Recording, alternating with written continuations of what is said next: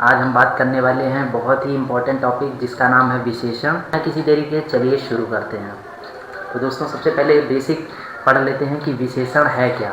आपको पता ही होगा जो शब्द संज्ञा या सर्वनाम की शब्द की विशेषता बताते हैं, ठीक है, जो संज्ञा या सर्वनाम शब्द की विशेषता बताते हैं उन्हें विशेषण कहते हैं।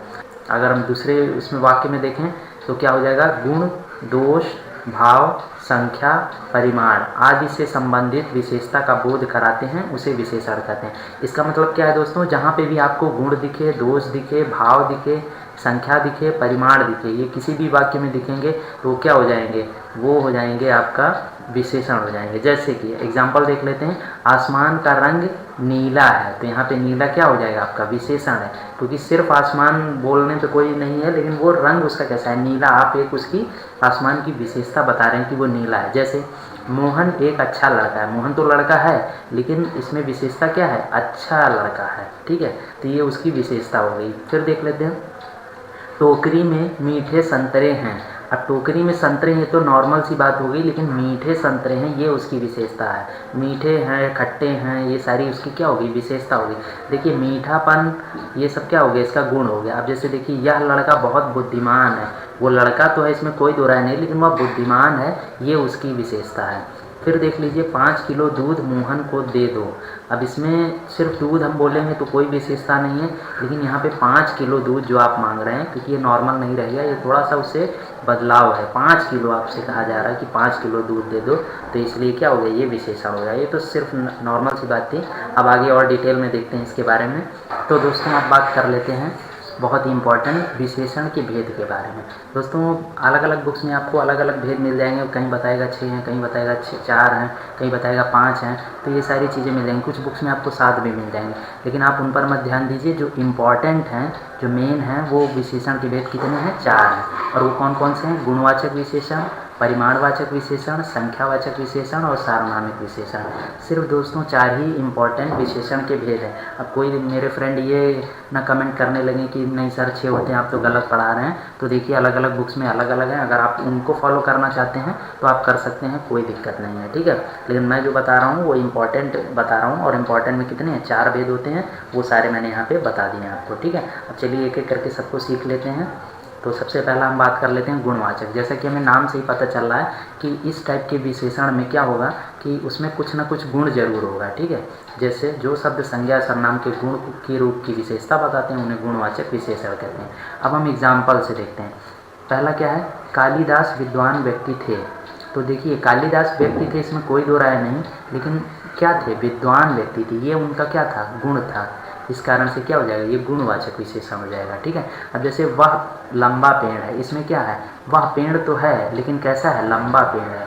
तो आप क्या करेंगे, लंबा पेड़ है, तो ये उसकी क्या हो गई, विशेषता हो गई। और विशेषता में भी क्या है, वो गुणवाचक है, क्योंकि ये उसका गुण है कि लंबा है, छोटा है, बड़ा है, नाटा है, ये सारी चीज़ें। जैसे उसने सफ़ेद कमीज पहनी है। अब उसने कमीज़ तो पहनी है लेकिन उसकी विशेषता क्या है, उसने सफ़ेद कमीज़ पहनी है, और यही उसकी क्या होगी, गुणवाचक। ये उसका गुण है कि भाई वो कैसा है, सफ़ेद है, काला है, नारंगी है, लाल है, कुछ भी रंग आपका हो सकता है, ये उसकी विशेषता बताई जा रही है। जैसे मंजू का घर पुराना है। अब इसमें क्या विशेषता हो गई, भाई मंजू का घर तो है लेकिन कैसा है, पुराना है, ये क्या हो गया, उसका गुण हो गया। दोस्तों ये विशेषता है उसकी कि उसका घर कैसा है, पुराना है, नया है, ठीक है, ये सारी चीज़ें हो गई। अब यह ताज़ा फल है। इस एग्जाम्पल में देखिए यह ताज़ा फल है, तो फल कैसा है, ताज़ा है, इसका मतलब यहाँ पे ताज़ा क्या हो जाएगा, गुणवाचक विशेषण हो जाएगा, ठीक है। क्योंकि ताज़ा फल है, बासी फल है, ये सारी चीज़ें क्या हो गई, ये उसका गुण हो गया।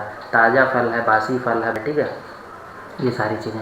पुराने फर्नीचर को बेच दो। अब फर्नीचर तो है लेकिन कैसा है, पुराना फर्नीचर है, तो ये भी उसका क्या हो गया, ये भी उसका गुण हो गया, तो ये भी क्या हो जाएगा, गुणवाचक विशेषण। दोस्तों गुणवाचक विशेषण में किसी को कोई दिक्कत नहीं होती है, लेकिन फिर भी मैंने इतने एग्जाम्पल करा दिए ताकि आपको समझ में आ जाए कि उसमें क्या होगा, उसमें आपको कोई विशेषता मिलेगी और वो कैसी होगी, गुण से रिलेटेड होगी। लंबा, विद्वान, सफ़ेद, पुराना, ताज़ा, पुराने, ये सारी चीज़ें होंगी।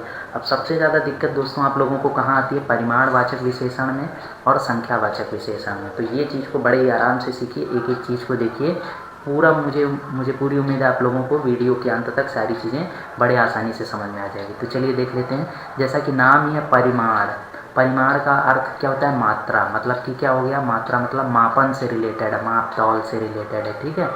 माप तौल, जो विशेषण संज्ञा सर्वनाम की मात्रा या नाप तौल के परिमाण की विशेषता बताएं उसे परिमाणवाचक विशेषण कहते हैं। जैसे अब एग्जाम्पल देखते हैं, आपको बड़े आराम से समझ में आएगा। जैसे मैंने कहा 4 किलो दूध, मतलब हमें क्या करना है, 4 kg दूध या 4 लीटर दूध, ठीक है। ये हम नाप रहे हैं, माप तौल की भाषा में बोल रहे हैं। माप तौल परिमाण होता क्या है, परिमाण का मतलब क्या है, जैसे हम किलोमीटर में चीज़ें नापते हैं, ठीक है, उसके बाद लीटर में नापते हैं, ठीक है, उसके बाद किलो में नापते हैं। ये सारी चीज़ें क्या है, ये माप तौल से रिलेटेड है। जैसे रुपये क्या हो गया, हमारा रुपया क्या है, हम हमेशा रुपये में ही नापते हैं, रुपीज़ जिसे बोलते हैं। हम ये तो नहीं बोलते हैं एक दे दो, एक ये कागज़ का टुकड़ा दे दो। रुपये को हम कागज़ का टुकड़ा नहीं बोलते हैं, रुपया बोलते हैं। तो रुपया क्या है, उसका मात्रक है, कह लीजिए आप, ठीक है, मात्रक है एक हिसाब से, ठीक है। उसी तरीके से 1 किलो घी, अब यहाँ पे घी क्या है, घी को हम किलो में माप रहे हैं, ना कि हम ये कह रहे हैं भैया हमें एक बूंद घी दे दो, ये नहीं बोलना है। हम कह रहे हैं 1 किलो घी दे दो, तो ये उसका क्या है, माप है, माप तौल है। कम लोग, अब कम लोग कितने लोग नहीं पता, ठीक है, ठीक है। इसका फिर देख लेते हैं, थोड़ा आटा। अब थोड़ा आटा जब आप बोलोगे किसी से कि हमें थोड़ा आटा दे दो, तो वो क्या करेगा, वो आपको या तो कटोरी भर के देगा, ठीक है, या तो फिर क्या करेगा, कहेगा 2 किलो आटा ले लो, ठीक है, 4 किलो आटा दे देता हूँ अभी आपको, ये चीज़ें देगा। ना कि ये बोलेगा कि एक आटा दे दो इनको। एक आटे का मतलब क्या होता है भाई, मतलब कहने का मतलब ये है कि परिमाण में चीज़ें आपकी क्या रहेंगी, परिमाण में आपकी रहेंगी नाप तौल के मामले में। जैसे किलो में दे दो, कटोरी भर के दे दो, डलिया भर के दे दो, ये सारी चीज़ें कि आप परिमाण बता रहे हैं कि इतने परिमाण में हमको दे दो, ठीक है। तो ये चीज़ें समझ में आ गई। जैसे आपने बोला थोड़ा रुपया दे दो, तो कितना दे दो, 1000 रुपये दे दो, 2000 रुपये दे दो, 10,000 रुपये दे दो। आप ये नहीं बोलोगे एक कागज़ का टुकड़ा दे दो, आप रुपए में ही बात करेंगे। उसी तरीके से जब आप घी मांगेंगे, कोई सामान मांगेंगे, चावल, गेहूँ, दूध, ये सारी चीज़ें मांगेंगे आप, तो आप किलो या लीटर में ही मांगेंगे, ना कि उससे कहेंगे भैया मुझे बस एक दूध दे दो। एक दूध क्या दे दें, 1 लीटर दें, 200 ml दें, क्या दें, कटोरी भर के चीनी दें। ये सारी चीज़ें क्या हो गई, परिमाणवाचक हो गई, ठीक है। तो अब इसको और डिटेल में देख लेते हैं। मुझे उम्मीद आप लोगों को समझ में आया होगा। तो इसमें क्या हो जाएगा, परिमाणवाचक विशेषण के 2 भेद होते हैं। अब देखिए कैसे बताते हैं, निश्चित होता है और एक अनिश्चित परिमाणवाचक होता है। निश्चित मतलब जहाँ आपको पता रहेगा कि परिमाण कितना है, अनिश्चित मतलब जहाँ आपको नहीं पता रहेगा कि कितना है। अब उसे डिटेल में भी देख लेते हैं। सबसे पहले निश्चित परिमाणवाचक विशेषण में क्या है, देखिए हम कह रहे हैं जहाँ पर वस्तु की नाप तौल का निश्चित ज्ञान होता है, मतलब आपको पता होता है कि कितना परिमाण आप दे रहे हैं। जैसे 5 लीटर घी, अब आपको पता है कि मुझे देना कितना है, मुझे कितना देना भाई, 5 लीटर घी देना। आप दुकान पे गए, आपने कहा 5 लीटर घी दे दो। फिर आपने कहा 10 किलो आलू दे दो, 10 kg आलू दे दो भाई। तो ये एकदम पता है आपको कि 10 किलो आलू मांग रहा है। 2.25 मीटर कपड़ा दे दो, ठीक है। 4 किलो चावल दे दो, 4 किलो चावल दे दो। ये सब क्या है, निश्चित है कि आपको 4 किलो ही देना है, आप 5 नहीं दोगे, ठीक है। जितना बोला जाएगा उतना दो। 1 लीटर पानी दे दो, 10 किलोमीटर, ठीक है। ये सारी चीज़ें। अब इसका एग्जांपल देख लेते हैं। 10 किलो चीनी खरीद लाना। अब जब आपसे बोला जाएगा 10 किलो चीनी खरीद के लाना, इसका मतलब आपको पता है, निश्चित है कि आपको 10 किलो ही लाना है। अब चीनी किस में लाओगे भाई, चीनी कोई भी चीज़ सामान खरीदी जाती है तो परिमाण में ही होती है। वो आपको ऐसे नहीं दे देता है कि लो एक ले जाओ, एक चीनी ले जाओ। एक चीनी लेने जाने कौन जाता है, ठीक है। अब जैसे देखिए देहरादून से दिल्ली की दूरी 254 किलोमीटर है, ठीक है। तो देहरादून से दिल्ली की दूरी जो होगी वो किलोमीटर में ही होगी, तो आपको पता है। तो ये भी क्या हो जाता है, किलोमीटर क्या परिमाण होता है। अब हम ये नहीं कहेंगे 254 है, क्या 254 है, किलोमीटर है, मीटर है, जो भी होगा आप उसे बताएंगे ना कि इतने किलोमीटर है। ये नहीं कहेंगे देहरादून से दिल्ली की दूरी 254 है, 254 है तो क्या है भाई, आपको बताना पड़ेगा एक एक चीज़ करके।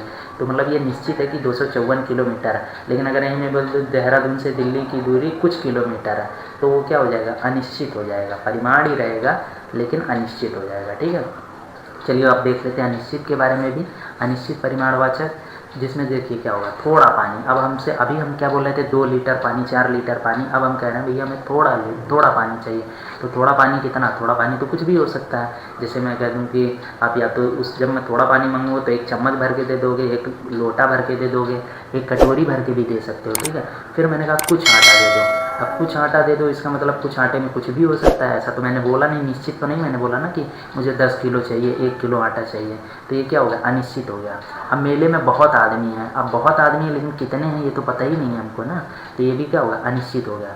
अब मैंने कहा मुझे बहुत दूध दे दो, बहुत दूध चाहिए, कितना दूध चाहिए मुझे नहीं पता। इसका मतलब क्या, दूध तो आप हमेशा परिमाण में ही दोगे ना। दोस्तों यहाँ पे परिणाम नहीं परिमाण होगा, ये थोड़ा सा गलत हो गया था, इसको देख लीजिएगा। ठीक है। फिर बहुत दूध है, फिर मैंने कहा थोड़ा धन दे दो। अब थोड़ा धन देना है तो कितना धन दोगे? कुछ धन दोगे, 100 रुपये भी दे सकते हो, 1000 रुपये भी दे सकते हो, लेकिन आपने निश्चित नहीं किया कि आपको 100 रुपये ही चाहिए। ठीक है। थोड़ा नमकीन मतलब क्या कि थोड़ा नमकीन आप कटोरी भर के नमकीन मांग रहे हो सकता है बड़ा पैकेट मांग रहे हो, मतलब आपने कुछ भी निश्चित नहीं किया। कुछ दाल चाहिए, अब कुछ दाल में कितनी दाल देने हम आपको? क्या एक दाल लोगे? नहीं, दाल हमेशा कैसी होगी? परिमाण में होगी, मतलब केजी में होगी, कटोरी भर के होगी, ये सारी चीज़ें होंगी। ठीक है। तो ये सारी चीज़ें, अब जैसे यहाँ पे देख लीजिए एग्जांपल, चाय में चीनी कम है। अब चाय में चीनी कम है तो मैं बोल रहा हूँ कम है, लेकिन कितनी कम है ये तो मैंने बताया नहीं। इसका मतलब क्या हो गया? ये जो है निश्चित नहीं है, अनिश्चित है। ठीक है। कम है, कितनी कम है ये नहीं पता हमको, तो ये चीज़ था अनिश्चित परिमाणवाचक। अभी ये आपको समझ में आ गया होगा। अब बात कर लेते हैं दूसरा सबसे कन्फ्यूज़न वाला जो कि होता है संख्यावाचक विशेषण। इसमें भी लोग बहुत गलती करते हैं। बहुत ही आसान है। कैसे? जैसे देखिए इसमें, जैसा कि नाम में संख्यावाचक, मतलब इसमें क्या होगा? संख्या का बोध कराता हुआ। जैसे देखिए मंदिर में 2 पुजारी हैं, तो कितने पुजारी हैं? 2 पुजारी हैं, तो ये क्या होगी? ये तो संख्या है ना। तो आप इससे पता कर लेंगे कि हाँ भाई संख्या बता रहा है, इसका मतलब 2 पुजारी। अब विश्व दौड़ में प्रथम आया, क्या आया भाई? फर्स्ट आया है। ये भी क्या है? एक संख्या ही तो है। इस घर में 17 लोग रहते हैं, तो कितने लोग रहते हैं? 17 लोग रहते हैं। अब 17 क्या है? 17 भी संख्या है। तो ये सारी चीज़ें आपको समझ में आ गई। और डिटेल में देख लेते हैं। संख्यावाचक विशेषण में भी क्या होता है? 2 भेद होते हैं। कौन कौन से होते हैं? निश्चित संख्यावाचक और अनिश्चित। जैसे परिमाण में होता था कि आपको एक निश्चित रहेगा कि आपको क्या परिमाण लेना है, और एक अनिश्चित। ऐसे ही संख्या में भी रहेगा कि एक निश्चित संख्या रहेगी, एक अनिश्चित संख्या रहेगी। उसे भी डिटेल में देखते हैं। सबसे पहले देख लेते हैं निश्चित संख्यावाचक विशेषण क्या है। निश्चित संख्यावाचक विशेषण मतलब आपको पता होगा कि संख्या निश्चित होगी, बिल्कुल उसी तरीके से, कुछ अलग नहीं है। जैसे 2 पुस्तक मेरे लिए ले आना। अब यहाँ पे क्या है? 2 पुस्तक, मतलब आपने संख्या निश्चित कर दी कि 2 पुस्तक ही लाना, ज़्यादा मत लेके आना। ठीक है। 2 मैंने कहा तो 2 ही लाना। मेरी कक्षा में 40 छात्र हैं। अब ये क्या हो गया? 40 जो छात्र हैं, ये आपने कन्फर्म कर दिया कि निश्चित है। अब यहीं पे आप बोल दें मेरी कक्षा में कुछ छात्र हैं या बहुत छात्र हैं, तो कितने हैं आपको नहीं पता, तो वो क्या हो जाएगा? वो एग्जाम्पल हो जाएगा अनिश्चित। अनिश्चित का हो जाएगा, जो कि मैं अभी आगे बताऊंगा, फिर भी मैंने यहाँ पे बता दिया। जैसे डाली पर 2 चिड़िया बैठी हैं। अब 2 चिड़िया बैठी तो आपने बता दिया कन्फर्म कि भैया 2 ही चिड़िया बैठी हैं, निश्चित आप बता रहे हैं। अब इसमें 40 चिड़िया नहीं बैठेंगी। ठीक है। 40 भी बोल देंगे तो 40 मान लिया जाएगा, लेकिन आप कहते हैं डाली पर कुछ चिड़िया बैठी हैं, तब आपको नहीं पता है कि कितनी चिड़िया बैठी, तो वो क्या हो जाएगा? अनिश्चित संख्यावाचक हो जाएगा। अब दोस्तों लोग संख्या और परिमाण में बोलते हैं कि सर यहाँ पे भी तो हम परिमाण लगा सकते हैं, लेकिन देखिए जब भी परिमाण क्यों नहीं लगा सकते हैं? जब भी मैं बोलूँगा कुछ चिड़िया बैठी हैं, अब कुछ चिड़िया बैठी हैं तो आप आंसर क्या देंगे? चिड़िया को आप हमेशा किलो में नहीं तोलेंगे कि 10 किलो बैठी हुई है, 10 किलोमीटर चिड़िया बैठी हैं। आप कहेंगे कुछ चिड़िया बैठी हैं, तो मैं कहूँगा कितनी चिड़िया बैठी हैं, आंसर आपसे करूँगा, तो आप कहेंगे कि सर 2 चिड़िया बैठी हैं, 2000 बैठी हैं चिड़िया। मतलब अब मैंने कहा कि 2000 चिड़िया बैठी हैं, तो आपने कहा कि अब आप इसे क्या बता रहे हैं? 2000 चिड़िया बैठी हैं, इसका मतलब आपने संख्या बताई। आपने तो ये तो बोला नहीं कि 2 किलो चिड़िया बैठी हैं, 4 किलो चिड़िया बैठी हैं। इसका मतलब जब भी आप कोई भी इस तरीके का क्वेश्चन आएगा तो आपको क्या करना है? अपने आप से क्वेश्चन करना है। जैसे बोल रहा है डाली पर 2 चिड़िया बैठी हैं या डाली पर कुछ चिड़िया बैठी हैं, तो आप क्वेश्चन करिएगा कि कितनी चिड़िया बैठी हैं, तो आप कहेंगे 2 चिड़िया। कुछ चिड़िया बैठी हैं तो कितनी हो सकती हैं? 2 चिड़िया हो सकती हैं, 1000 चिड़िया हो सकती हैं, लाखों चिड़िया भी हो सकती हैं। लेकिन आपका आंसर किस में आ रहा? परिमाण में आ रहा है? नहीं आ रहा, क्योंकि आप ये थोड़ी बोल रहे हैं 2 किलो चिड़िया हो सकती हैं, आप 1000 में बोल रहे हैं, लाख में बोल रहे हैं, मतलब कि संख्या में नहीं बोल रहे हैं। तो इसीलिए कन्फ्यूज़न जो है वो संख्यावाचक विशेषण का परिमाणवाचक में बिल्कुल भी मत होने दीजिए, क्योंकि वहीं सबसे ज़्यादा